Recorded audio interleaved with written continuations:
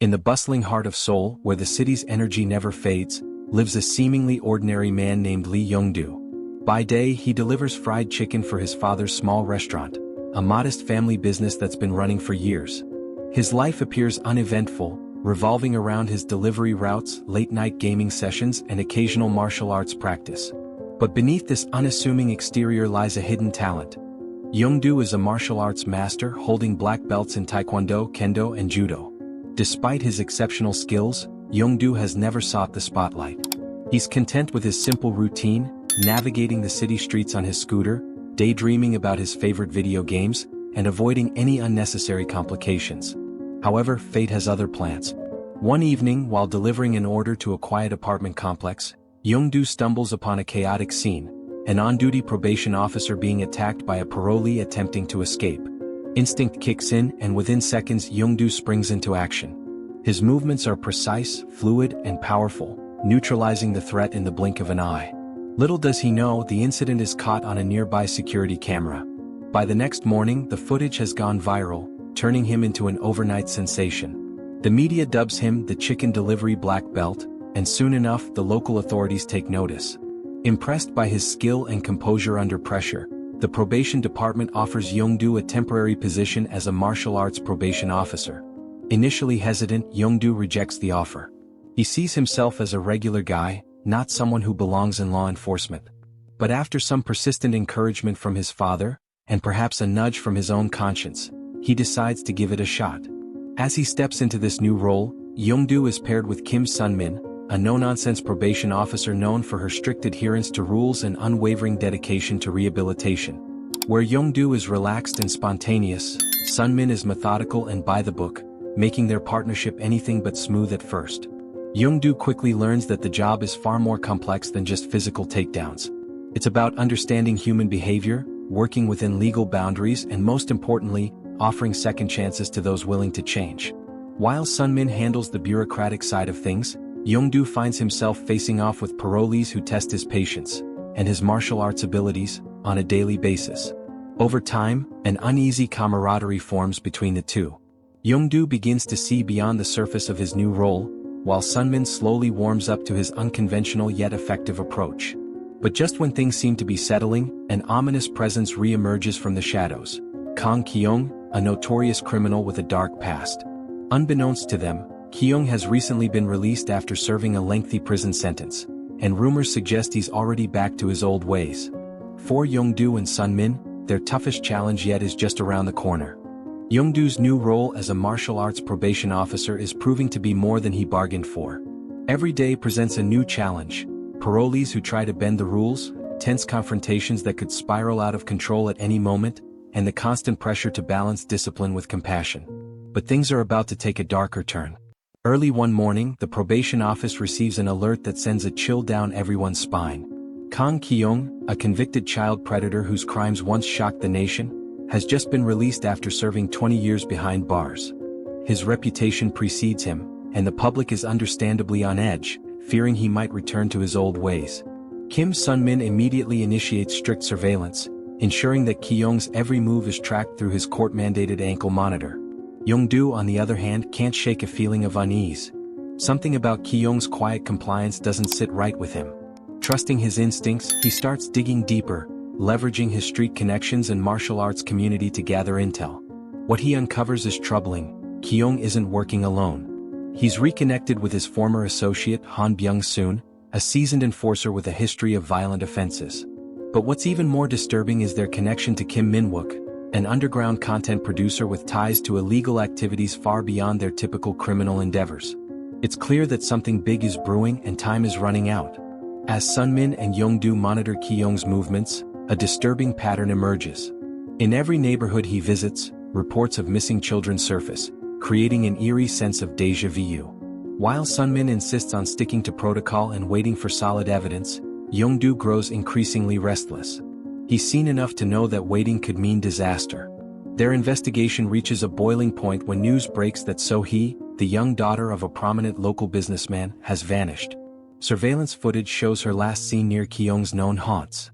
Panic spreads across the city, and the pressure on the probation office intensifies. Parents demand answers and the police ramp up their search efforts. Jung-do knows they can't afford to sit on the sidelines. Against Sunmin's wishes, he takes matters into his own hands, tracking down leads through his network of friends in the martial arts and delivery business. His relentless pursuit eventually leads him to an abandoned warehouse on the outskirts of Seoul, a suspected meeting point for Ki-young and his gang. Despite their differences, Sunmin realizes they're running out of time and agrees to join Jung-do in a high-stakes operation to rescue So-hee. Together, they form a plan that blends Sunmin's strategic thinking with Jung-do's unmatched combat abilities. Under the cover of darkness, they infiltrate the warehouse, only to discover they've walked into a trap. Ki-young and his crew have been expecting them. A tense standoff ensues with Jung-do and Sunmin outnumbered and outmatched. But if there's one thing Jung-do knows, it's how to fight his way out of tight spots. As fists fly and the situation spirals into chaos, Jung-do realizes that brute force alone won't be enough to win this battle. With Sunmin's guidance, he channels his skills into a carefully calculated approach, taking down opponents one by one with precision and control. Meanwhile, Sunmin races against time to locate So-hee within the labyrinthine warehouse. But lurking in the shadows, Han Byung-soon stands in her way, wielding a weapon and a sinister grin. With So-hee's fate hanging in the balance, Jung-do and Sunmin must push themselves beyond their limits to overcome the odds stacked against them. The abandoned warehouse is a maze of darkness and tension. Every creak of the wooden floor, every flickering overhead light, and every muffled sound in the distance keeps Jung-do on high alert. Across the room, Kang Ki-young stands with a cruel smile, eyes locked onto Jung-do like a predator studying its prey. The weight of the moment presses down on him. This isn't just another fight. This is about survival, justice, and redemption. Jung-do takes a steady breath, shifting into a fighting stance. Ki-young, a seasoned brute with years of street-hardened experience, charges forward, throwing a barrage of powerful punches. Jung-do dodges with the finesse of a true martial artist, his training in taekwondo allowing him to weave effortlessly between attacks.